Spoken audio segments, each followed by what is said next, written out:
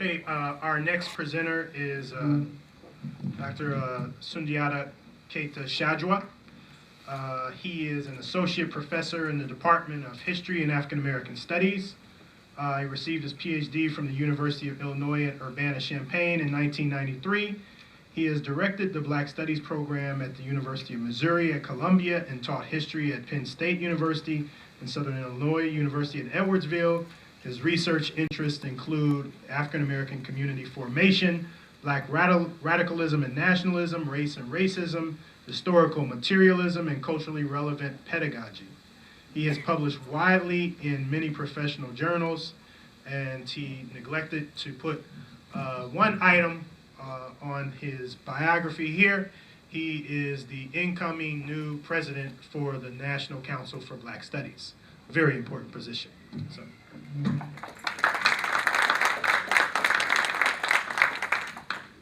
Good afternoon. It's truly a pleasure to be here. I want to thank the Chicago Council for Black Studies for inviting me, Brother Mario. I want to begin with some kind of preliminary points to sketch out a few concerns. First, while I do have a degree in history, I don't think of myself as a historian.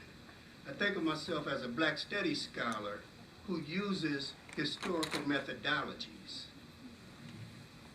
Second, I come to Malcolm, if Dr. Penderhughes was in elementary school, I was in pre-K. But we talked a lot this morning. Brother Hakeem mentioned love for Malcolm, and a number of others did. And obviously, as someone coming of age in the 1960s, Malcolm was a hero to me. But I don't want to talk about love for Malcolm. I want to talk about fear and hatred for Malcolm. When I was a sophomore in high school, my English teacher gave us an assignment. She said, write about someone that's a hero to you. So I wrote a paper on Malcolm X. And she disposed of it by tearing it up. I turned it in, she looked at the title, she said, this Malcolm X is your hero? I said, yeah. She ripped the paper, and that was my F. So I think the Malcolm that we know is a Malcolm that put fear in white supremacists, in capitalists, in imperialists. And it's that fear of Malcolm, I think, that speaks to the resurgence and the publication of this book at this moment. And I mean no animus to Manning. Brother Marable, I won't say that I knew him well, but I knew him far better than a lot of people, meaning that from the early 90s, I brought Manning to whatever campus I was on, and he brought me to Columbia, meaning that we served together for 3 years on the National Council of the Black Radical Congress. I represented the left, the Marxist position in opposition to Manning and the Social Democrats. But we got along quite well. I have tremendous respect for Manning Marable. Now, what I'm going to try and do in talking about this, about the book Reinvention, I'm going to give a close textual reading, and I'm going to try and sketch the socio-historical context and the discursive context in which this book was produced and the story of Malcolm's life. So first, let me say a few things about Manning. As an academically located Black Studies scholar, activist, Manning had few peers. Over the last quarter of the 20th and the first decade of the 21st, few rivaled him in productivity and in his involvement and engagement in Black liberation movement organizations and institutions. Now, I know there's been some criticism put forward by Brother Malefi Asante claiming that Manning worked inside all of these white left organizations, but he never worked inside Black organizations. That's just a blatant lie, right? We can demonstrate Manning's leadership in the National Black Independent Political Party, in the Black Radical Congress, in any number of local formations. So we have to respect that Manning wasn't simply a scholar, he was indeed a dedicated activist. Now, the book, which was posthumously published has created a controversy, and this controversy has indeed, I would argue, begun to re-energize black studies, perhaps more than anything since 1992, the Hill-Thomas debate. It has got us back thinking and moving again. That's a good thing. Now, a life of reinvention. It's meticulously researched. Unlike his predecessors, Manning had access to three things that no one else did. One was Malcolm's travel diary.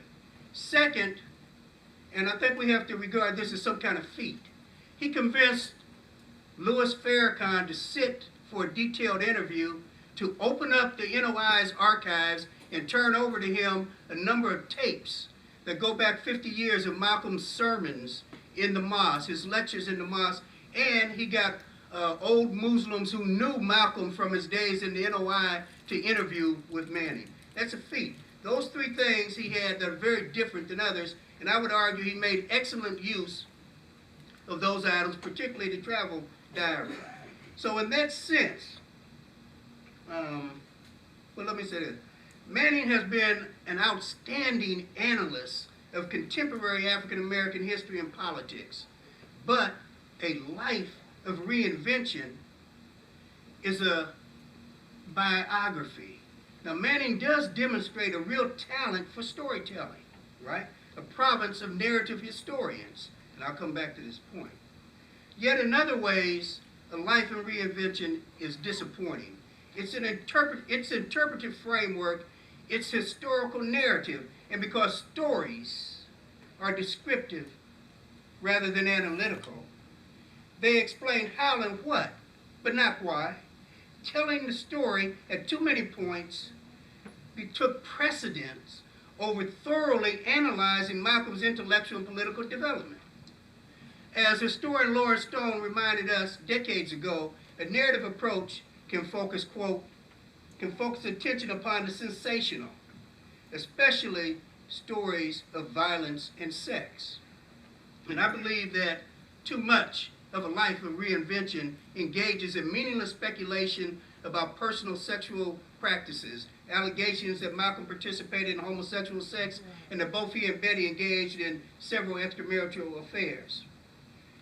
Now, in terms of the political things that I find disturbing, Brother Marable consistently argues that Malcolm's personal flaws brought about his demise. He suggests, in fact, at least 4 times in the text, he charges that Malcolm provoked Elijah Muhammad and his enemies in the Nation of Islam. He suggests that there was a possibility that they might not kill him, right? But that Malcolm kept pushing the envelope.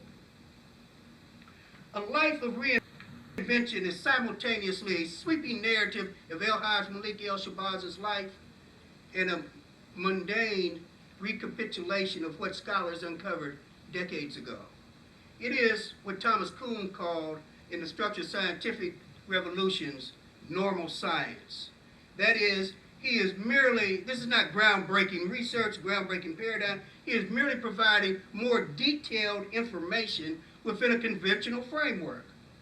So, for example, what he tells us about Malcolm's parents' involvement in the Garvey movement. The autobiography tells us that, Victor Eugene Wolfenstein tells us that, Bruce Perry tells us that, any number of works provide that information. Now, Manning presents more information about Malcolm, especially the last year, than any previous scholar. However, much of it is information, not knowledge. In many ways, the life of reinvention is as big as its subject, the world historical figure Malcolm X. Yet, embedded in Marable's sometimes mesmerizing account of Malcolm's life are factual errors, questionable interpretations, and from the standpoint of the black intellectual tradition, missed opportunities. A life of reinvention deserves both commendation and condemnation. I approach this review from the standpoint of the black studies activist paradigm. That is, I am both concerned with it as a work of scholarship and as an intervention in the politics of the black liberation movement. My review is guided by the core intellectual principles of black studies. that scholarship on African Americans and people of African descent must be centered on the experiences, thought, and culture of blacks. It must present people of African descent as active agents. It must privilege black intellectual traditions as its analytical framework. It must be oriented toward critiquing racial oppression in both its material and ideological manifestations. And it must contribute toward the empowerment and liberation of the African people under study. Now, I don't know how I'm doing on time, so I'm going to try and sketch out some big things and walk you through them. So, this point about reinvention.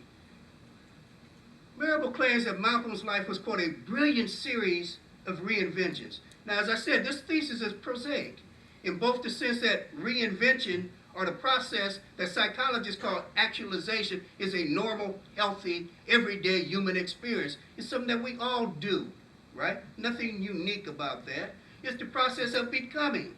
Now, Marable treats it from the standpoint of Malcolm shifting mask, that he's using these veils to hide himself.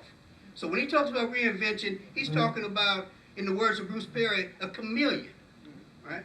Now there's another way to think about this notion of reinvention, if that's the phrase we want to use, and that's to think about it the way in which Victor Wolfenstein, who did a brilliant Marxist psychoanalysis of Malcolm's life, and he talked about it in terms of that it's not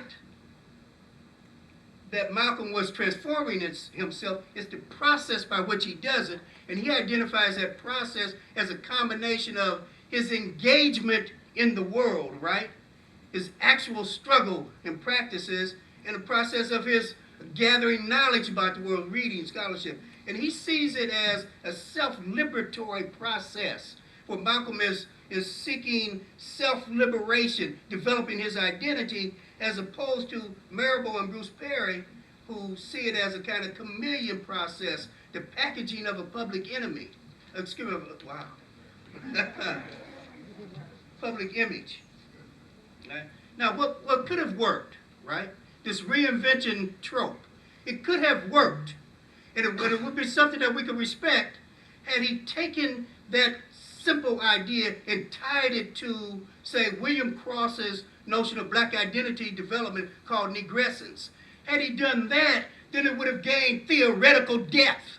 But as it is, it's a concept that's left out there with no grounding, right? Had he linked it to Cross's negrescence theory of black identity development, he would have not only, given it depth, but he would have also demonstrated the power of black studies by using one of its subfields to illuminate the life of Malcolm X in this book that he knew would be a blockbuster, right? His goal was to humanize Malcolm, and none of us want a hagiography. We don't want just, Malcolm was great, da-da-da-da. We do want the criticism. We understand he's a man with flaws, but this humanization project went off the rails. So, now, here's what we're dealing with. In terms of factual errors, and I don't want to get into a number of these, I'm just going to make a simple point. Look, every major biography, almost any large book, is going to have some factual errors. But the reason we can criticize this book is because it has an inordinate number of factual errors. Anytime you start a paragraph and you tell us that Malcolm got married on January 14th, and in that same paragraph, you end with a sentence that says the marriage occurred on January 4th, that's something don't have to happen, right? Now, but that's not big, and we can overlook it except for its the times that it so often occurs. Now, what's important here about facts, right, is that the scholar selects which facts to include, which facts to exclude, right? Particularly historians. The whole thing is about sifting. And so my point on the homosexual encounters is, one, what's described isn't a sexual act, right? Two, On page 66, when Manning introduces it, he says this is speculation. But on page 78, he's arguing that one of Malcolm's many identities was homosexual lover. How did you go from speculation to confirmed fact? And as many people have said, these footnotes are odd. You go to the page and you find a reference to the page, and then you try and figure out what section of the page that reference is to. Well, I can assure you on that, there's only one reference, right? And we know Bruce Perry admitted that much of the stories around Malcolm's alleged homosexuality was untrue. Now, I'm not raising this to say that if Malcolm did engage in homosexual sex for pay or for pleasure, right? I don't care, and we shouldn't care, exactly. Right? Exactly. The question is, if that is part of the narrative and you know that it's going to be pulled out, you need to be able to demonstrate it.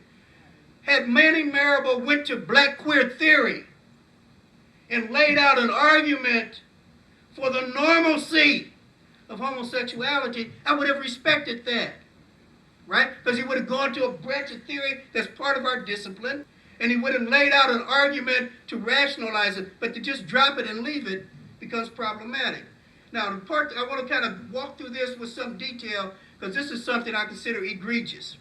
This concerns the treatment of Malcolm's sister, Ella Collins. And so I'm going to have to read some of this, right? One of the most questionable interpretations is Marable's endorsement of the apparently racist psychological profile of Malcolm's sister, Ella Collins. This psychological profile was written in 1960. Marable uses it to explain her behavior in the 1940s. On June 9, 1960, Dr. Elvin Cimarron of the Massachusetts Mental Health Center diagnosed Collins as, quote, a paranoid character, who because of the militant nature of her character could be considered a dangerous character, unquote. Now, except the term paranoid, none of the language in Cimarron's report appears in the Diagnostic and Statistical Manual of Mental Disorders 1. The DMS-1 is the Bible of psychiatrists and psychologists. It was written in 1952 and was in force until it was supplanted in 1968 by DMS-2. In the 1968 edition, they identified something that they call militant episode disorder or intermittent explosive disorder. This is what Cimarron is diagnosing Ella Collins with. But here's the problem. Mental health diagnoses are social constructs. And in 1960, they didn't have the social construct militant episode disorder, intermittent explosive disorder. Didn't exist, right? So how do we explain his analysis? Well, let's put it in a socio-historical context. He issued his analysis in June 9th, 1960. Let's move back. February 1st, the militant phase of the civil rights movement is launched by the students in Greensboro. Within 2 months, 50,000 kids in hundreds of cities and in 13 states have launched demonstrations. During this same period, the Nation of Islam, according to Manning Marable's figures, grew from 120,000 to 75,000. Malcolm is on television and radio, everywhere. In the context of the rise of the Black liberation movement, social theorists who study collective behavior argue that individuals engaged in these movements are, quote, engaged in tension-releasing devices for pent-up frustrations rather than struggling to overthrow societal inequalities. Furthermore, they argue that people who get engaged in social movements are, quote, dangerous, threatening, extreme, irrational.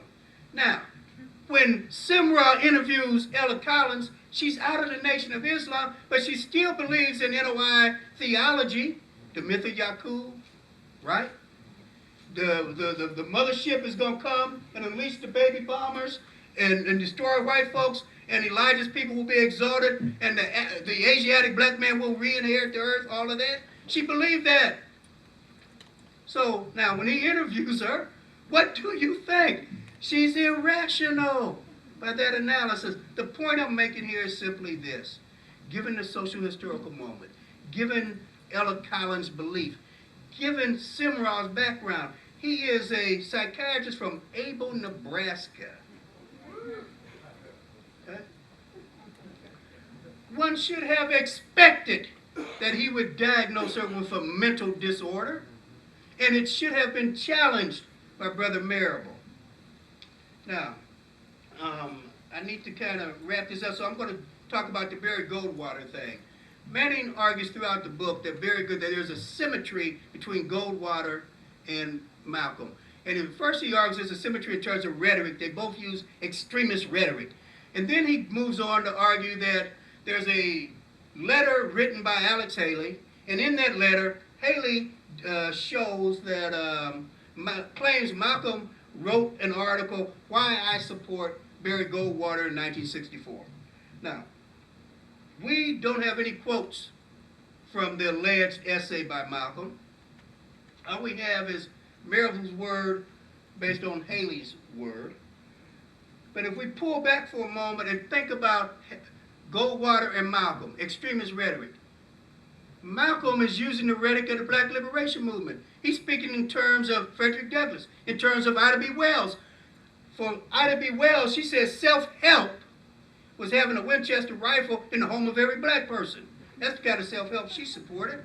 Malcolm is speaking in terms of that type of militant rhetoric, which is a tradition in our movement.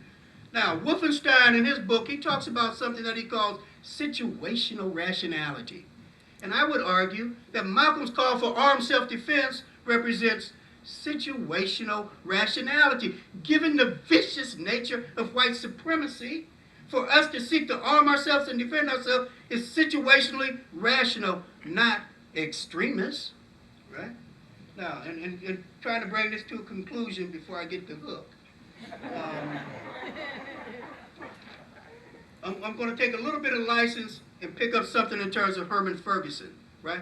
It becomes criminal that Herman Ferguson and Milton Henry, two people that were interviewed quite often. In fact, Ferguson was interviewed more than any other person, and he appears in the book on 16 pages, right? And there's 14 quotes to Herman Ferguson.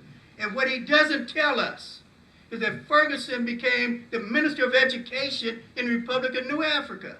He was the Minister of Education when I joined, and I believe he might still be the Minister of Education of the Republic of New Africa. But Milton Henry becomes more criminal because Marable tells he was an attorney, he was this, he was that. He doesn't tell us that he and his brother led the Malcolm X Society. They led the Freedom Now Party in Detroit, and they took the Malcolm X Society and they sponsored a black government conference, the conference at which the Republic of New Africa was formed. And Milton Henry went on to become a vice president initially in the Republic of New Africa, right? And ultimately, its president. Now, that history becomes even more important when you realize that the part of the book that Manning did a great job on, the travel logs, he somehow doesn't get the information that the African American Broadcasting Company that Milton Henry owned, that published message to the that issued message to the grassroots and the Ballad Art of Bullet, sent Henry to Kenya when Malcolm was meeting with the OAU to cover it. Right? So this is a deep relationship. Now, where am I going with this?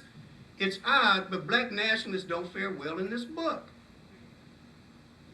You know, I'm just saying, it's a curious thing.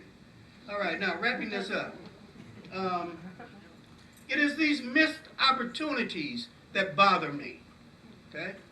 It's when he talks about animal metaphors that Malcolm uses, and he doesn't go back and tell us that Malcolm loved Aesop's fables and link that to our African tradition. He doesn't answer the question, where did Malcolm get his backward views about African American culture? So he doesn't tell us that while in prison, was Malcolm reading Gardner and Oversee? Was he reading Stanley Elkins? Yeah, if you got messed up views about black people, you were reading that shit, right? Yeah, of course he Malcolm. That's the popular literature explaining black behavior at the time. When he tells us he read Du Bois, does it matter whether he read the Philadelphia Negro or Black Reconstruction? Right? So Malcolm's intellectual legacy isn't fully fleshed out in the way that it should be. Missed opportunity. Now, here's where we are in terms of conclusion. Look, the primary task of a scholar is... Oh, man, okay. All right. What Marable has done for us, right, his last legacy is to bequeath to us our brother and to bring Malcolm back to center stage. What we need to do is build forums all around the country as this is happening, begin to teach courses on Malcolm, and take up the challenge of what Malcolm represented. Where was he going, right? And make that a center focus as we move to rebuild black studies and reconnect it to the ongoing black liberation movement. Thank you.